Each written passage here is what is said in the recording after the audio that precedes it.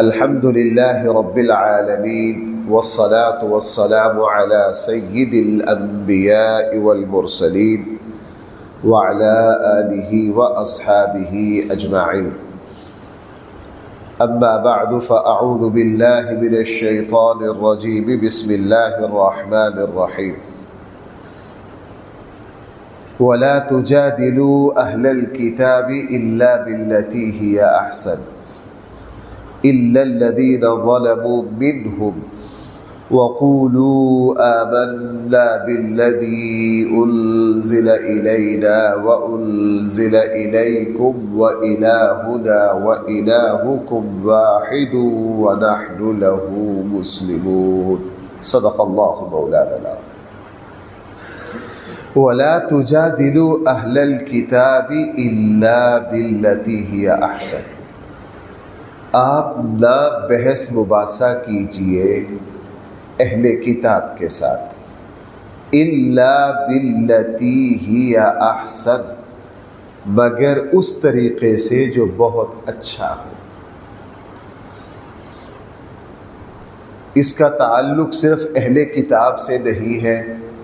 قرآن کریم نے دوسری جگہ یہ فرما دیا جب بھی کسی سے گفتگو کا موقع آئے تو بہت اچھے اور سلجھے ہوئے طریقے سے گفتگو کیجیے.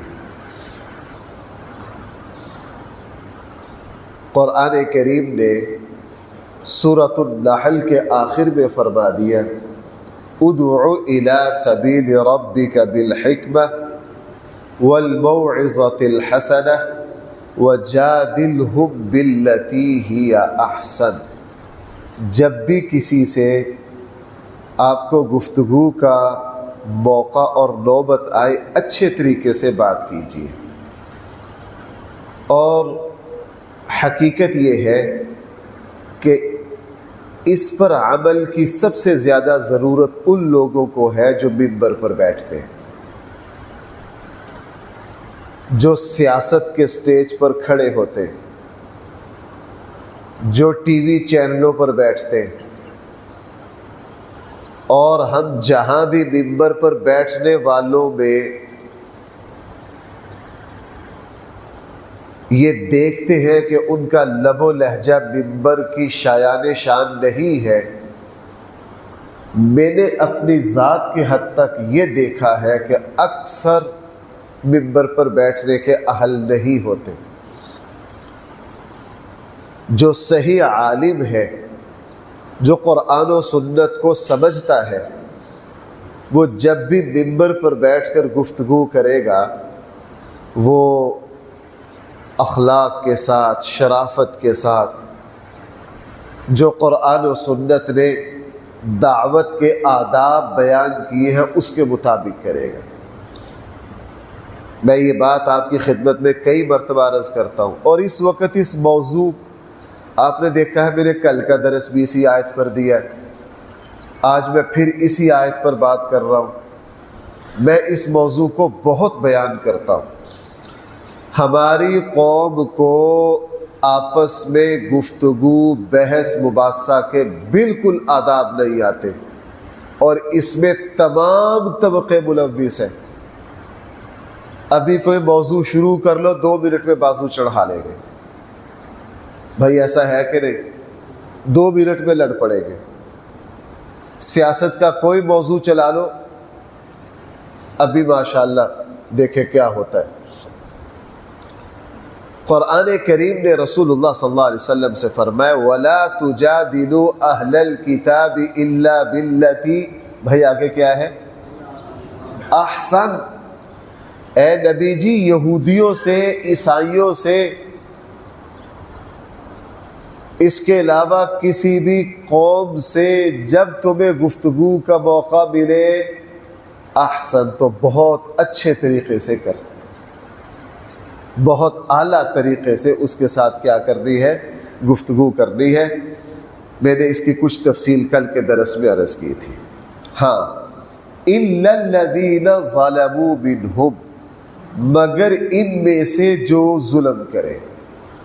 اگر کوئی بدتمیزی پر اتر آئے بد اخلاقی پر اتر آئے تو کل کے درس میں نے عرض کیا تھا پھر اس کو سخت جواب حضور کی موجودگی میں سیدنا صدیق اکبر نے دیا. بھائی آپ حضرات کو یاد ہے کل میں نے اس کی مثال دی تھی. بعض مرتبہ میں نے عرض کیا کہ جس وقت ابو لہب نے رسول اللہ صلی اللہ علیہ وسلم کی توہین کی تو قرآن کا لب و لہجہ بڑا سخت ہو گیا. تبت یدا ابی لہب وتب ما اغنی عنہ مالہ وما کسب. اور ایک موقع ایسا آیا کہ ایک یہودی نے اللہ کی توہین کی. بھائی کس کی توہین کی؟ اللہ کی توہین کی. قرآن کریم میں اس کا تذکرہ. جس وقت ان سے یہ کہا گیا کہ اپنا مال اللہ کے نام پر خرچ کرو تو ایک یہودی نے صدیق اکبر رضی اللہ عنہ کے سامنے اللہ کا مذاق اڑایا. یہ کہا لگتا ہے تمہارا اللہ اب فقیر اور مانگتا ہو گیا ہے. جب اس نے توہین کی تو صدیق اکبر کو غصہ آ گیا. صدیق اکبر نے ان کو تھپڑ رسید کیا. اس پر جھگڑا ہو گیا. یہودیوں نے واویلا مچایا. اللہ کے نبی پر دباؤ ڈالا کہ آپ ہمیں بدلہ لے کر دیں. رسول اللہ صلی اللہ علیہ وسلم سمجھتے تھے کہ ابو بکر جیسا متحمل مزاج، حضرت ابو بکر رضی اللہ عنہ جو تھے نا وہ بہت دھیمے مزاج کے تھے، بڑا تحمل اور برداشت والے تھے. اللہ تعالیٰ نے ان میں بہت طبی ٹھہراؤ رکھا تھا. رسول اللہ صلی اللہ علیہ وسلم یہ سمجھتے تھے کہ ابو بکر جیسا نرم دل انسان، ابو بکر جیسا ٹھنڈا اور ٹھہراؤ والا بندہ، اس نے جو تھپڑ مارا ہے نا ویسے نہیں مارا. جب یہودیوں نے رسول اللہ صلی اللہ علیہ وسلم سے مطالبہ کیا کہ آپ ہمیں بدلہ دلوائیں، اس پر قرآن کریم کی آیات اتری. قرآن کریم نے ارشاد فرمایا لقد سمع اللہ قول الذین قالوا ان اللہ فقیر ونحن اغنیاء. اللہ نے اس شخص کی بات کو سن لیا ہے جس نے یہ کہا ہے کہ اللہ محتاج اور فقیر ہے، ہم غنی اور بے نیاز ہیں. اللہ تعالیٰ نے اس بدبخت کی بات کو بھائی کیا کر لیا ہے؟ سن لیا. قرآن کریم نے سیدنا صدیق اکبر کی آ کے تائید کی. تو میں عرض یہ کرنا چاہتا ہوں اِلَّا الَّذِينَ ظَلَمُوا، جب کوئی بےہودگی پر اتر آئے، بدتمیزی پر اتر آئے تو پھر اس کے ساتھ سخت لب و لہجہ بھی اختیار کیا جائے گا. اب حاصل اس آیت کا یہ ہو گیا عام روٹین میں ہم آپس میں بھی، غیر مسلم سے بھی، کسی کافر سے بھی، یہودی اور عیسائی سے بھی جب گفتگو کریں گے تو بھائی کس طرح کریں گے؟ نرم اخلاق کے ساتھ. استثنائی شکل ہے کہ اگر کوئی بےہودگی پر اتر آئے پھر اس کی بےہودگی اور بدتمیزی کا جواب بھی اس کو دیا جائے گا. اب کس طرح دعوت دینی ہے؟ کل کے درس میں نے عرض کیا تھا اللہ آج کے مسلمانوں کو یہ بات سمجھائے. ہمارے یہاں مکاتب فکر میں آپس کے جھگڑے ہیں، ہم آپس کا تعلق، ہم آپس میں ربط یہاں سے شروع کرتے ہیں کہ ہم میں اختلاف کون کون سے. بھائی آپ توجہ ہے آپ کی، ہم یہاں سے شروع کریں گے. اب ابھی نے کہاں سے شروع کریں گے؟ یہ فلاں ہے، یہ فلاں ہے. اور قرآن کریم یہود اور عیسائی کے بارے میں کہہ رہا ہے کہ جب تم ان کے ساتھ گفتگو کرو گے تو مشترکات سے کرو گے. عیسائی کو یہ کہو گے دیکھو تمہارا اور ہمارا رب ایک ہے. آپ ذرا پہلے الفاظ دیکھیے پھر میں اس بات پر آتا ہوں. ذرا نیچے دیکھیے. وَقُولُوا، آپ ان لوگوں سے کہیے آمنا بالذی انزل الینا، ہم ایمان لائے ہیں اس چیز پر جو ہماری طرف اتاری گئی، وَأُنزِلَ إِلَيْكُمْ، اور اس پر بھی جو تمہاری، عیسائیوں سے یہ کہیں گے ہم تمہاری انجیل کو جو اللہ کی طرف سے حضرت عیسیٰ پر اتاری گئی تھی ہم اس کو 100% مانتے، بلکہ میں یوں کہہ سکتا ہوں حقیقت میں اس کو مانتے ہی ہم ہیں۔ میں نے ایک مرتبہ کئی سال پہلے حضرت عیسیٰ علیہ السلام پر 3-4 جمعے پڑھائے، تو وہ جو جمعے میں احباب آتے ہیں انہوں نے 3-4 پڑھے لکھے عیسائیوں کو بھی دعوت دی، انہوں نے بھی میری وہ 3 تقریریں سنی۔ تو اس میں میں نے ایک بات یہ کہی کہ حقیقت میں حضرت عیسیٰ کو مانتے ہی ہم ہیں، اور اس کے میں نے کچھ دلیلیں ذکر کی۔ بعد میں کوئی 7-8 مہینے بعد ایک عیسائی دوست سے ملاقات ہوئی، مجھے کہنے لگے مفتی صاحب آپ نے یہ بات کہی تھی، اگرچہ ہمارے لیے اس بات کو ہضم کرنا مشکل ہے۔ کیا کہنے لگے؟ آپ نے سیدھا سیدھا یہی کہہ دیا کہ حضرت عیسیٰ کو حقیقت میں ہم ہی مانتے ہیں، لیکن آپ نے جو اس کی دلیلیں ذکر کی وہ بڑی قابل غور تھی، وہ واقعی دل کو لگنے والی تھی۔ حقیقت یہ ہے کہ حضرت موسیٰ کو حقیقی معنی میں کس نے مانا ہے؟ مسلمانوں نے مانا ہے۔ حضرت عیسیٰ علیہ السلام کو حقیقی معنی میں کس نے مانا ہے؟ بھائی اسلام میں حضرت عیسیٰ کی توہین کیا ہے؟ کفر۔ بھائی بولیے ذرا کیا ہے؟ کفر ہے۔ حضرت موسیٰ کی توہین، انجیل اور تورات جو آسمان سے اتری ہے اسلام میں اس کی توہین کی اجازت ہے؟ آپ ایک بات دیکھیں گے، کبھی بھی پاکستان میں عیسائیوں نے یہ کلیم نہیں کیا کہ جی یہ ہمارے دین کی توہین کر رہے ہیں۔ آپ میری اس بات پر غور کرو، ہمیشہ مسلمانوں نے یہ کہا ہے کہ اس عیسائی نے ہمارے نبی کی توہین کی ہے، اور پاکستان میں بھائی یہ ہوتا رہتا ہے کہ نہیں؟ آج تک کسی مسلمان کی طرف سے انجیل کو ہم تحریف شدہ ماننے کے باوجود بھی ہمارے یہاں کبھی بھی انجیل کو آگ نہیں لگائی گئی، اور بھائی پوری دنیا میں قرآن کریم کو یہ لوگ جلاتے ہیں کہ نہیں؟ بھائی خاکے آج تک کس کے شائع کیے گئے؟ اس کے رد عمل کے طور پر مسلمانوں نے کبھی حضرت عیسیٰ کا خاکہ بھی جلایا۔ کیوں؟ چونکہ اسلام میں جس طرح رسول اللہ صلی اللہ علیہ وسلم کی عظمت و احترام ہے، بالکل اسی طرح حضرت عیسیٰ کی عظمت و احترام بھی ہے۔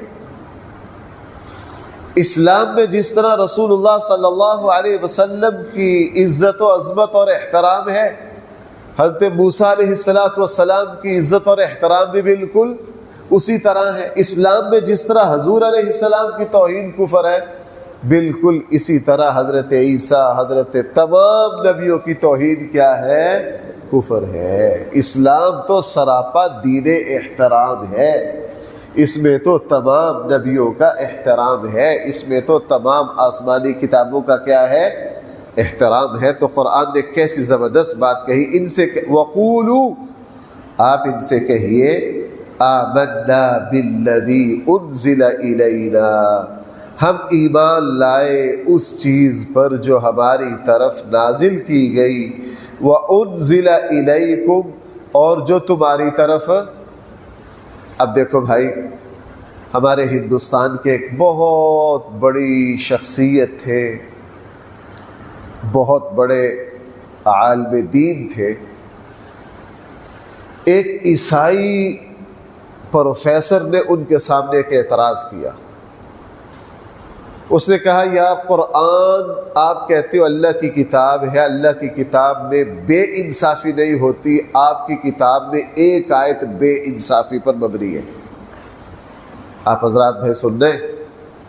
انہوں نے پوچھا وہ کون سی آیت ہے؟ کہنے لگے یار قرآن نے کہا ہے کہ مسلمان اہل کتاب عورت سے نکاح کر سکتا ہے، اور بالکل قرآن کا فیصلہ ہے۔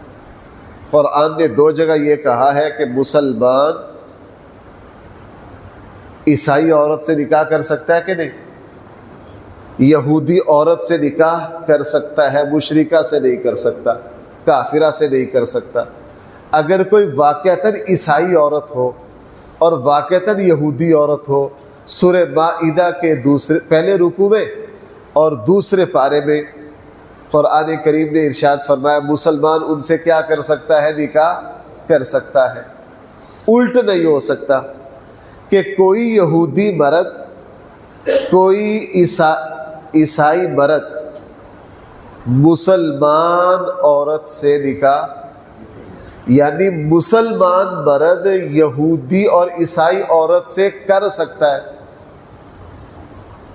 اور یہودی مرد یا عیسائی مرد مسلمان عورت سے نکاح کہہ لگے جی یہ کیا، یا دونوں طرف جائز ہو یا دونوں طرف جائز نہ ہو، یا تو یہ کہو آپ کی کتاب قرآن کریم میں ہے، یا تو یہ کہو کہ مسلمان مرد کسی یہودی عیسائی عورت سے نکاح نہیں کر سکتا، نہ وہ مسلمان عورت سے کر سکتے، یا دونوں طرف سے جائز ہو یا دونوں طرف سے جائز ہے۔ بھائی اعتراض سمجھ میں آیا؟ اس عالم نے اس کا بڑا زبردست جواب دیا، انہوں نے کہا اصل بات یہ ہے اسلام بے قرآن کریم بے انصافی کی بات نہیں کرتا۔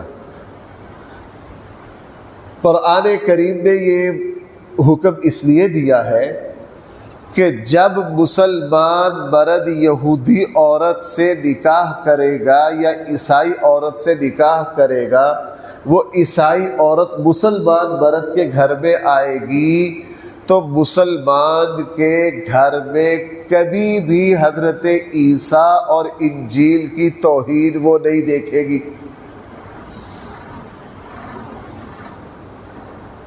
جب وہ عیسائی عورت مسلمان مرد کے ساتھ نکاح کر کے اس کے گھر میں آئے گی تو وہ دیکھے گی کہ اتنا ادب انجیل اور حضرت عیسیٰ کا خود وہ نہیں کرتی جتنا کون کرتا ہے، مسلمان کرتا ہے۔ اس کی دل آزاری نہیں ہوگی، اس کی دل آزاری۔ اس کے مقابلے میں اگر قرآن یہ اجازت دے دیتا کہ مسلمان عورت نکاح کر سکتی ہے یہودی مرد یا عیسائی مرد سے، تو تم تو ہر وقت رسول اللہ صلی اللہ علیہ وسلم کی توہین کرتے ہو، تم تو ہر وقت قرآن کریم کی کیا کرتے ہو، توہین کرتے ہو۔ میں سمجھانا یہ چاہتا ہوں کہ اللہ تعالی نے رسول اللہ صلی اللہ علیہ وسلم نے مجھے اور آپ کو کتنی اعلیٰ ترین شریعت اور کتنی معتدل اپنی سنت عطا کی ہے۔ اس لیے بھائیوں میری بات سنو، وہ مسلمان علماء ڈاکٹر حمید اللہ جیسے جو یورپ میں جا کے آباد ہوئے اور انہوں نے اسلام کے طریقے کے مطابق دین کا کام کیا، دعوت دی، اور اس کا نتیجہ یہ ہوا کہ ہزاروں عیسائی ان کے ہاتھوں پر کیا ہوئے۔ اسی لیے مسلمان چونکہ ان آداب کے ساتھ دعوت دیتا ہے تو پوری دنیا میں عیسائیوں کے لیے، یہودیوں کے لیے یہ بات پریشان کن ثابت ہوتی ہے کہ اسلام کے جو مبلغین ہیں وہ ہمارے ملکوں میں جب دعوت دیتے ہیں تو ان کی دعوت بہت پھیلتی ہے، چونکہ اسلام کی دعوت بے ادبی پر مبنی نہیں ہے۔ بھائی اسلام کی دعوت کس چیز پر مبنی ہے؟ ادب پر مبنی ہے۔ اللہ کرے ہماری قوم کو آپس میں بھی کسی کو ادب کرنا آ جائے، ہماری قوم کو آپس میں بھی۔ ابھی میں بعض باتیں بھائی شرم سے بتاتا ہوں، اگر آپ اجازت دیں تو ایک بات بتا دوں، ہے شرم والی ہے۔ بھائی آپ جاگ رہے؟ اس رمضان میں ایک بندے نے مسئلہ پوچھا کہ جی اعتکاف میں اگر اعتکاف والے لڑ پڑے تو اعتکاف رہتا ہے کہ نہیں؟ میں بڑا حیران ہوا کہ یار یہ کیا مسئلہ، مجھے ڈسکا سے ایک مولوی صاحب نے، ایک امام صاحب نے فون کیا کہ ہمارے معتکف لڑ پڑے ہیں، گریبان پکڑ لیا، کپڑے پھاڑ دیے ایک دوسرے کے۔ مجھے بڑا افسوس ہوا، میں نے کہا یار کیا مسئلہ کیا ہو گیا؟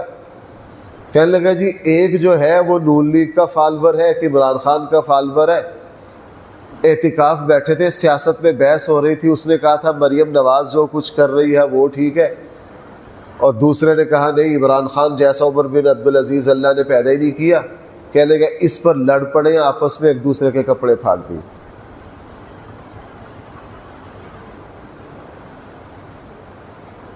بھائی کتنا عظیم الشان کارنامہ انجام دیا۔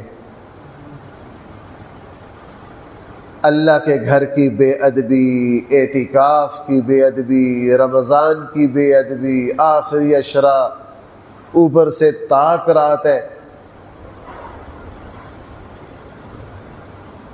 اوپر سے طاق رات ہے۔ میں نے ان دو مولوی صاحب سے کہا، میں نے کہا اپنا صبح کو اعلان کرو، پورے محلے کا چندہ اکٹھا کرو اور ان دونوں اعتکاف والوں کو کسی پاگل خانے میں داخل کرواؤ، ان کو کہو تم لگتا ہے تم نارمل انسان نہیں۔ یار یہ بھی چیزیں ہیں کوئی لڑنے کی۔ آپ حضرات میری بات سمجھ رہے ہیں؟ میں اس وقت جو شخص سیاست کی بنیاد پر لڑنے لگ جائے نا، مجھے وہ بندہ بے وقوف نظر آتا ہے۔ خدا ہماری قوم کے اخلاق کا دیوالیہ نکل گیا، ہماری قوم کے اخلاق کا کیا نکل گیا؟ چھوٹی چھوٹی بات پر لڑ پڑیں گے، بازو چڑھا لیں گے۔ نہ، یہ بالکل منع ہے بھائی۔ اخلاق سے پیش آنا فرض عین ہے، اخلاق سے پیش آنا بھائی کیا ہے؟ ہاں فرض عین ہے۔ بہرحال اب آگے دیکھیے دوسری بات، جب آپ کسی یہودی اور عیسائی سے بات کرو گے اسے کہو گے الہنا و الہکم، ہمارا اور تمہارا الہ بھائی کون ہے؟ ایک ہی ہے۔ یہ مشترکات چل رہے ہیں۔ وَنَحْنُ لَهُ مُسْلِمُونَ، ہم سب فرما برداری کرنے والے ہیں کس کی؟ اللہ کی۔ تو جب ہم یہودی عیسائی سے نہیں لڑیں گے تو آپس میں کیسے لڑیں گے؟ آپس میں کیسے لڑیں گے؟ ایک بات مجھے یہاں ریکارڈنگ ہوتی ہے، کہنی نہیں چاہیے لیکن میں مجبوراً کہہ دیتا ہوں۔ بعض دوست میرے پاس آ جاتے ہیں، مجھ صاحب یہ آپ کی مسجد کے ساتھ مسجد بن رہی ہے، آپ اس کو بند کیوں نہیں کرواتے؟ میں کہ بھائی میں کیوں بند کرواؤں؟ آپ روکتے کیوں نہیں جی؟ کیوں روکے بھائی؟ بناؤ، دل کھول کے بناؤ۔ ایک گلی میں 2 اسکول بن سکتے ہیں تو 2 مسجدیں بھی بن سکتی ہیں۔ بھائی کیوں لڑے؟ آپ نے آج تک مجھے دین کی بنیاد پر کسی سے لڑتا دیکھا؟ سوال ہی پیدا نہیں ہوتا۔ بھائی ہم کیوں روکیں، ہم کیوں لڑیں؟ بناؤ بناؤ۔ انشاءاللہ یہ بات کہنے والے میرے جیسے تھوڑے رہ گئے ہیں، جو یہ کہیں کہ یہ بھی اللہ کا گھر ہے وہ بھی اللہ کا گھر ہے، یہ بہت تھوڑے رہ گئے۔ ہمارے یہاں کمظرفی بہت آ گئی۔ اس لیے الحمدللہ میں نے آپ حضرات میں سے کسی کو کسی مسجد میں نماز پڑھنے سے آج تک نہیں روکا۔ بھائی آپ میں سے کسی کو روکا؟ اب یہاں نماز پڑھنے سے طوفان آیا ہوا ہے دائیں بائیں کی ساری مسجدوں میں۔ جس سب ہمارے تبلیغی جماعت والے گشت کرتے ہیں نا، وہ تو لوگوں کو دین کی طرف لانے کے لیے گشت کرتے ہیں، تو دائیں بائیں گشت ہو رہے ہیں۔ او اس مسجد میں نماز پڑھنے نہیں جانا، اس مسجد میں نماز پڑھنے نہیں جانا۔ آپ میں سے کوئی شخص کھڑا ہو کے یہ کہہ سکتا ہے میں نے کسی کو روکا ہے؟ ہم بھائی سارے اللہ کے گھر ہیں، ہر جگہ نماز پڑھو، ہر جگہ کیا کرو؟ نماز پڑھو۔ ہمارے یہاں کم ظرفی آ گئی۔ ہم نے یہودی عیسائیوں کے ساتھ، میں آپ کو بھائی سچی بات بتاؤں، میں ان آیات پہ غور کر رہا تھا، میں نے کہا ہم نے یہودی عیسائیوں کے ساتھ کیا اخلاق برتنے ہیں، ہم تو آپس میں نہیں برتتے۔ ہم نے یہودی اور عیسائیوں کے ساتھ کیا اخلاق برتنے ہیں، ہم تو یہ اخلاق آپس میں نہیں برتتے۔ مجھے رمضان میں ایک صاحب نے روک لیا، کہنے لگے جی وہ فلاں آپ کے نمازی ہیں، فلاں ہیں، وہ فلاں ڈاکٹر صاحبہ کے ساتھ وابستہ ہے، وہاں درس دیتے ہیں، فلاں کرتے، آپ ان کو روکتے کیوں نہیں؟ میں کہ بھائی میں تو نہیں روکتا۔ کس چیز کا درس دیتے ہیں؟ قرآن کا۔ میں کہ میں قرآن کے درس سے کیوں روکوں؟ میں تو ان کو کہوں گا بھائی اور دو۔ کس چیز کا درس دیتے؟ تو بھائی قرآن کا درس سے روکنا چاہیے کہ تائید کرنی چاہیے؟ میں کہا بھائی وہ اپنے گھر میں قرآن کا درس دیتے ہیں۔ کہنے لگا جی۔ میں کہا پھر کیوں روکے؟ آپ کو تو داد دینی چاہیے ان کو۔ وہ مسلمان کیا ہی اچھا ہے جو اپنے گھر میں کس چیز کا اہتمام کر رہا ہے؟ درس قرآن کا اہتمام کر رہا ہے۔ بہرحال وَنَحْنُ لَهُ مُسْلِمُونَ وَكَذَلِكَ أَنزَلْنَا إِلَيْكَ الْكِتَابَ۔ اب اسی طرح اللہ نے آپ کی طرف بھی کتاب اتاری ہے، قرآن کریم اتارا ہے۔ فَالَّذِينَ آتَيْنَاهُمُ الْكِتَابَ يُؤْمِنُونَ بِهِ، پس وہ لوگ جن کو ہم نے کتاب دی ہے وہ اس پر ایمان لاتے ہیں۔ وَمِنْ هَٰؤُلَاءِ مَن يُؤْمِنُ بِهِ، اور ان یہودی اور عیسائیوں میں سے بھی بہت سارے ایمان لاتے ہیں۔ حضرت عبداللہ بن سلام جیسے جو منصف مزاج تھے وہ بھائی کیا لائے اور آج بھی آپ نے دیکھا پوری دنیا عیسائیت میں سب سے زیادہ پھیلنے والا دین کون سا ہے؟ اسلام ہے۔ بلکہ پوری دنیا میں جو دین سب سے زیادہ پھیل رہا ہے وہ کون سا ہے؟ ہاں وہ اسلام ہے، وہ اسلام ہے۔ یہی برکتیں ہیں اسلام کی۔ میں بعض دفعہ سوچتا ہوں اگر ہم تھوڑے سے اسلام کے احکامات پر عمل کر کے میدان عمل میں اترے تو انشاءاللہ اسلام کی سچائی اتنی پاورفل ہے، جس معاشرے میں بھی اسلام کی دعوت پہنچے گی سوال ہی پیدا نہیں ہوتا کہ خوشبو اپنا رنگ نہ جمائے۔ ایسا ممکن ہی نہیں ہے کہ اس پھول سے خوشبو نہ آئے۔ وَمَا يَجْحَدُ بِآيَاتِنَا إِلَّا الْكَافِرُونَ، ہماری آیات کا نہیں انکار کرتے مگر کون؟ کافر لوگ۔ آگے پھر قرآن کریم نے رسول اللہ صلی اللہ علیہ وسلم کی رسالت کی ایک مضبوط دلیل دی ہے، انشاءاللہ وہ اللہ نے توفیق دی تو کر سکتے۔ الحمدللہ رب العالمین، والصلاة والسلام علی سید المرسلین وعلی آلہ وصحبہ اجمعین۔ ربنا آتنا فی الدنیا حسنۃ اجمعین برحمتک یا ارحم